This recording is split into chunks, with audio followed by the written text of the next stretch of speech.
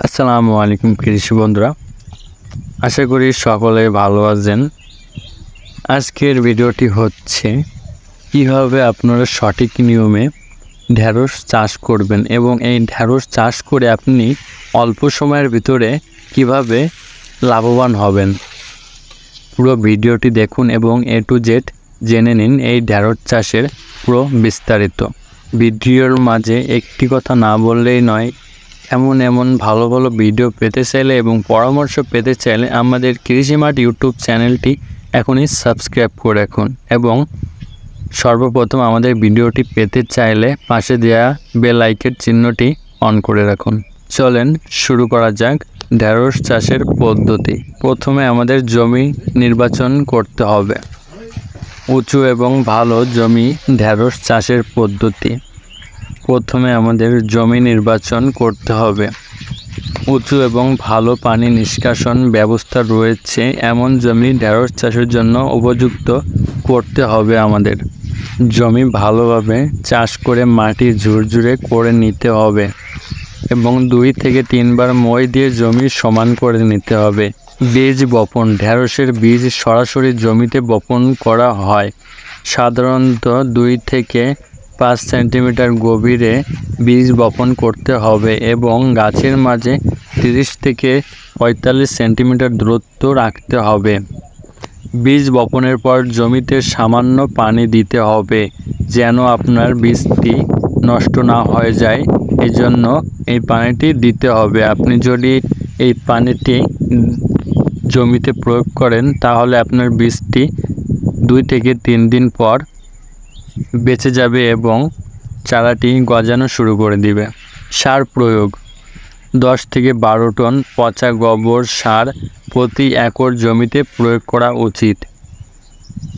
জমি প্রস্তুতির সময় 30 থেকে 40 কেজি ইউরিয়া, 60 থেকে 80 কেজি টিএসপি এবং 40 থেকে 50 কেজি এমওপি সার প্রয়োগ করা যেতে পারে। কৃষি বন্ধুরা, এদিকে আমাদের খেয়াল রাখতে হবে জমি প্রস্তুতির সময় এই সারগুলি প্রয়োগ করতে হবে। সেচ ব্যবস্থাপনা। বীজ বপনের পর প্রথম সেচ দিতে হবে, এর পরের সেচ 7-10 দিনের ব্যবধানে দিতে হবে। কৃষি বন্ধুরা, আমরা তো প্রথম সেচটি বীজ লাগানোর পর 2 থেকে 3 দিন পর আমরা প্রথম সেচটি দিয়ে থাকব এবং দ্বিতীয় সেচ 7 থেকে 10 দিনের ব্যবধানে দিতে হবে। ফল আসার সময় পর্যাপ্ত সেচ দিলে ফলন বৃদ্ধি পায়। পোকামাকড় ও রোগবালাই দমন। ঢেঁড়স গাছে সাদা মাছি, জ্যাসিড এবং ফলের মাছির আক্রমণ হতে পারে, এজন্য নিয়মিত পর্যবেক্ষণ করা প্রয়োজন। পোকামাকড়ের আক্রমণ হলে প্রয়োজন অনুযায়ী কীটনাশক ব্যবহার করতে হবে। আপনার ঢেঁড়সে যদি পোকামাকড় অতিরিক্ত পরিমাণ আক্রমণ করে থাকে তাহলে সেই অনুযায়ী আমাদের কীটনাশক ব্যবহার করতে হবে। ফসল সংগ্রহ। ঢেঁড়সের ফল ফোটা শুরু হলে প্রতি 2-3 দিন অন্তর ফসল সংগ্রহ করতে হবে। ফল অতিরিক্ত পেকে গেলে তা বিক্রির উপযুক্ত থাকবে না। এবার একটা মূল্যবান কথা হচ্ছে কৃষি বন্ধুরা, কিভাবে আপনারা লাখ লাখ টাকা লাভবান হতে পারবেন এই ঢেঁড়স চাষ করে। প্রথমে আমাদের উন্নত জাতের বীজ নির্বাচন করতে হবে। ভালো ফলন এবং বাজারের চাহিদা থাকা জাত যেমন অনামিকা, পার্বতী বা পৃথ্বী জাতের বীজ ব্যবহার করা উচিত। এই জাতগুলোর গাছ দ্রুত বৃদ্ধি পায় এবং ফলনও বেশি হয়। কৃষি বন্ধুরা, আমি যেই বীজগুলোর নাম বললাম এই বীজগুলো আপনি প্রয়োগ করতে পারেন। প্রযুক্তির ব্যবহার। সঠিক সময়ে ফসল সংগ্রহ, বালাই দমন এবং সেচ ব্যবস্থাপনার জন্য আধুনিক কৃষি প্রযুক্তি ব্যবহার করলে ফলন বেশি হবে। বাজারজাতকরণ। ঢেঁড়স বাজারে বিক্রির জন্য স্থানীয় হাট বাজারের পাশাপাশি শহরের বড় বাজার বা সুপার শপগুলিতে সরবরাহ করতে পারেন, এতে লাভের পরিমাণ বাড়বে। সংরক্ষণ।